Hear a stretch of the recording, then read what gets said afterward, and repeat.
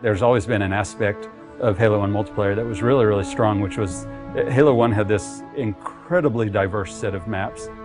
It really was this incredibly focused experience. It had this beautiful simplicity. It's not often that a game just addicts me like that, where I have to keep playing it. It was amazing to me just to see how our entire art team would just go down for entire evenings at a time, right? Just from 4 o'clock till 10 o'clock to just play Halo multiplayer.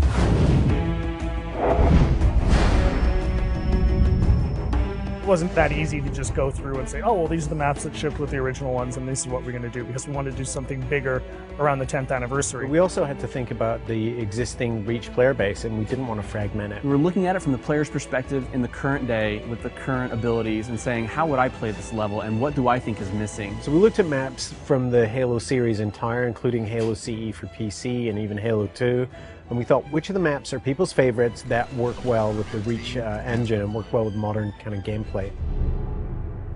One of the things we kind of came back to was that we wanted people to take a look at the map and immediately think like, oh yeah, I loved that map. Beaver Creek was actually the first map that started the whole conversation of, are we going to enhance the maps or are we going to just do pure remakes? So for each of the maps, we're doing 2 modes. We're doing a classic mode, which is staying as true to the classic map layout as possible. And we're doing a kind of a default tweaked and refined mode. Because you have things like sprint and jetpack, we took the opportunity to put in some new spaces and some new routes. There are tunnels and areas that you can keep the flow of the gameplay moving, so it's not so much of a dead end when you get to the end of the canyon. It's still a small map. It feels bigger than it is. They don't feel as isolated. You feel very much like you're in a world that's alive and in flux. We want you to feel that pang of nostalgia in your chest every time you look at the map. We chose Timberland because it was kind of an unsung classic. Probably one of the best vehicle maps. I spent a lot of time in custom servers on Halo PC just playing Team Slayer on it. The map itself is actually 20% smaller than what it used to be. On the art side, we've added a lot more tree cover. There's a big canopy of trees which kind of envelop the play space more. I'd like to think of this as Central Park, New York City. Here's this beautiful landscape, but right on the edge of a city all around them. There's so many tight turns that there are lots of places for you to get hung up on and grenaded. Just fun stuff happens. What other FPS do you get to put colorful flowers and green grass on your map?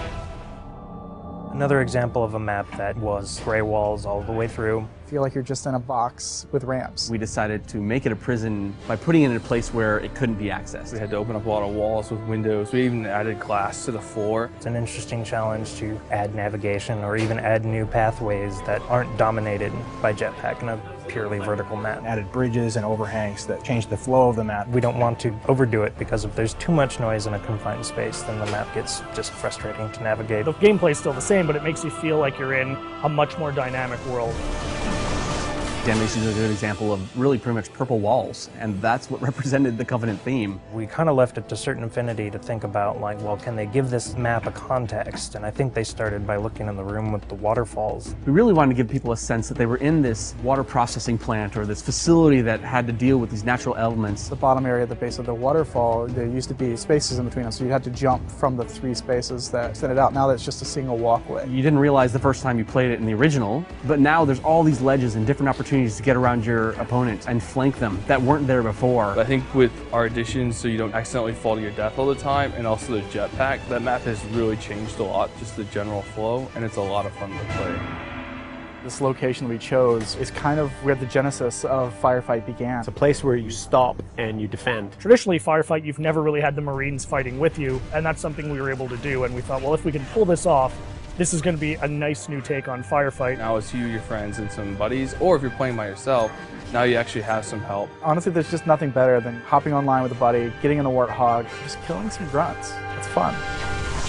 Normally with a title update, what happens is you download the title update and your world has changed forever. So we couldn't really give them the existing Halo CE gameplay with an online component. This was the next best thing. A lot of the fun of Halo 1 is being able to use the Magnum again, and we wanted to allow you to use that in multiplayer. We're able to replicate the look and feel of the Halo 1 pistol with the standard pistol from Reach. 3 headshots, anywhere on the map, you're going to take an enemy down. We've made sure that we can implement these changes on a game type level, which means we can have a version of Slayer that is exactly as it's always been, and a version of Slayer with our title update changes. We're going to be releasing beta hoppers before the launch of Halo Anniversary, and we're going to utilize all the feedback we get from the millions of players that participate to help ultimately shape this title update.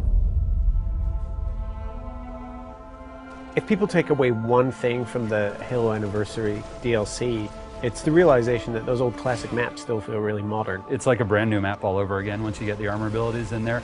The soul of all of these maps are still very present, and in fact, in many ways, they're enhanced now. Overall, the campaign and the multiplayer, it just hasn't aged in the way that we expected it to feel. And when I switch to classic mode in campaign, or when I play Beaver Creek in multiplayer, it feels new, and it still feels nostalgic, and it's a strange mixture of feelings.